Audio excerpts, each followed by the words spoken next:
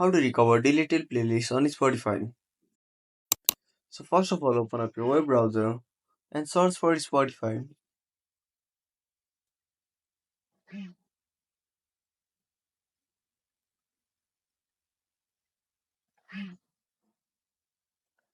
Now tap on Spotify. Now at the top right corner, tap on the gear icon to open up settings. Now tap on profile.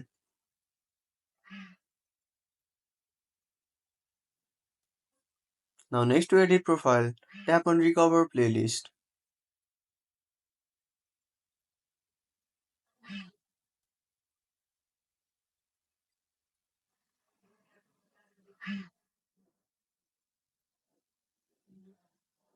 Now tap on restore. So that's it. If you found this video helpful, smash that like button and subscribe our channel for more awesome content. Have a burning question or want to suggest a topic? Drop down a comment below. This is Max signing off until next time.